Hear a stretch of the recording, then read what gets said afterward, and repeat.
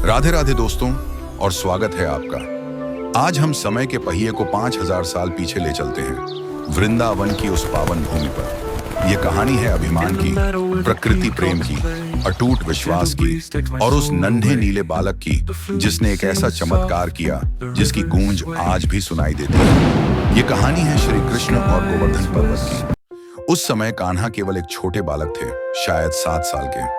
दुनिया के लिए वे नंद बाबा और मैया यशोदा के नटखट लाला थे, लेकिन उस मनमोहक मुस्कान के पीछे छिपी थी पूरे ब्रह्मांड की शक्ति। एक दिन शरद ऋतु में कृष्ण ने देखा कि पूरे वृंदावन में बड़ी जोर शोर से तैयारियां चल रही हैं।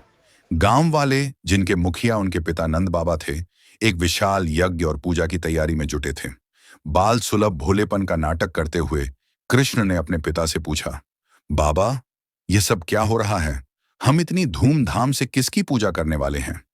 नंद बाबा ने उत्तर दिया, मेरे प्यारे लल्ला, यह इंद्र यज्ञ है। हम स्वर्ग के राजा और वर्षा के देवता भगवान इंद्र के लिए भोग तैयार कर रहे हैं। यदि हम उन्हें प्रसन्न करेंगे तो वे समय पर वर्षा करेंगे, जिससे हमारी फसलें उगेंगी और हमारी गायों को चारा मिलेगा। यह हमारी परंपरा है। लेकिन कृष्ण उन्हें एक पाठ पढ़ाना चाहते थे। वे चाहते थे कि लोग डर के कारण पूजा करने के बजाय अपने सच्चे धर्म और कर्म को समझें। कान्हा ने तर्क दिया, बाबा, हम तो ग्वाले और किसान हैं। हमारी आजीविका इंद्र के मूड पर नहीं चलती। ये हमारी कड़ी मेहनत और हमारे कर्म से चलती है। और वास्तव में हमारा पालन पोषण कौन करता है? वो तो गोवर्धन पर्वत है। वो हमारी गायों को घास देता है, ईंधन के लिए लकड़ी देता है और जल के लिए झरने। हम इंद्र की पूजा क्यों करें जो केवल अपना कर्तव्य निभा रहे हैं? हमें तो उस प्रकृति की पूजा करनी चाहिए जो प्रत्यक्ष रूप से हमें जीवन दे रही है। कान्हा की बातों में जादू था और तर्क में सच्चाई। नंद बाबा और सभी ब्रजवासी मान गए। उन्होंने इंद्र के लिए तैयार की गई सारी सामग्री गोवर्धन पर्वत को समर्पित कर दी। उन्होंने पर्वत की परिक्रमा की, गीत गाए और 56 भोग का पहाड़ लगा दिया। स्वयं श्री कृष्ण ने एक विशाल रूप धरकर घोषणा की, मैं ही गोवर्धन हूं, और भोग ग्रहण किया। उधर ऊपर स्वर्ग में इंद्रदेव यह सब देख रहे थे और वे क्रोध से आग बबूला हो गए। उनके अहंकार को गहरी चोट लगी थी। वे गरजे, इन नश्वर मनुष्यों की इतनी हिम्मत! एक छोटे से ग्वाले के कहने पर इन्होंने मेरी पूजा बंद कर दी। अभिमान में अंधे होकर इंद्र ने वृंदावन को एक विनाशकारी सबक सिखाने का फैसला किया। इंद्र ने सांवर्तक मेघों को आदेश दिया। ये वो प्रलयकारी बादल हैं जो दुनिया के अंत के समय बरसते हैं। यह केवल बारिश नहीं थी, यह एक प्रलय थी। डरावनी बिजली आकाश को चीर रही थी। यमुना नदी उफान पर थी। पूरा वृंदावन डूबने लगा। गांव वाले भयभीत हो गए। वे सब दौड़कर कृष्ण के पास आए और चिल्लाए, कान्हा, ओ गोपाल, तुमने इंद्र की पूजा रुकवा दी और अब वह हमें नष्ट कर रहा है। हमारी रक्षा करो, हमारी गायों को बचाओ। इतना डर देखने के बाद भी कृष्ण बस मुस्कुराए। उन्होंने कहा, डरो मत, गिरिराज गोवर्धन, जिनकी हमने पूजा की है वही हमारी रक्षा करेंगे। फिर कान्हा ने वह किया जो अकल्पनीय था। वे विशाल गोवर्धन पर्वत के पास गए और जैसे कोई बच्चा खेल खेल में गेंद उठा लेता है, वैसे ही कृष्ण ने पूरे पर्वत को अपने बाएं हाथ की सबसे छोटी उंगली की नोक पर उठा लिया।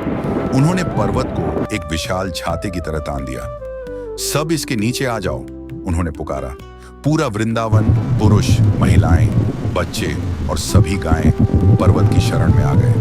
बाहर इंद्र का कहर बरस रहा था, लेकिन अंदर कृष्ण की छत्र छाया में हर कोई सुरक्षित था, सूखा था और अपने प्यारे गोपाल को निहार रहा था। 7 दिन और 7 रात तक कृष्ण ने उस पर्वत को बिना 1 इंच हिलाए, बिना सोए, बिना खाए पिए थामे रखा। अंततः इंद्र के पास बारिश का भंडार खत्म हो गया। उन्हें एहसास हुआ कि यह कोई साधारण बालक नहीं है, यह तो स्वयं परमेश्वर हैं। उनका अहंकार चकनाचूर हो गया। उन्होंने तूफान रोक दिया और सूर्यदेव निकल आए। कृष्ण ने धीरे से गोवर्धन पर्वत को वापस जमीन पर रख दिया। इंद्र स्वर्ग से उतरे, शर्म से भरे हुए। वे कृष्ण के चरणों में गिर पड़े और अपने अहंकार के लिए क्षमा मांगी। देवताओं की गाय माता सुरभि ने अपने दूध से कृष्ण का अभिषेक किया और यहीं पर गायों के रक्षक और इंद्रियों को आनंद देने वाले के रूप में कृष्ण को उनका नाम मिला, गोविंदा। और इस प्रकार गोवर्धन पूजा की परंपरा शुरू हुई। हर साल दिवाली के अगले दिन दुनिया भर में भक्त इस चमत्कार को याद करते हैं। वे भोजन का पहाड़ बनाते हैं जिसे अन्नकूट कहते हैं और गौ माता की सेवा करते हैं। गोवर्धन की कहानी सिर्फ एक चमत्कार नहीं है, ये एक सीख है कि सच्ची आध्यात्मिकता डर में नहीं है।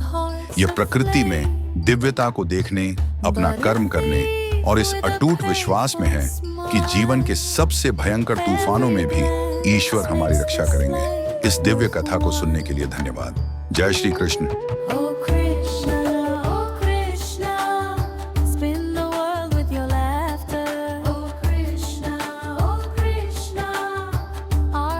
Chasing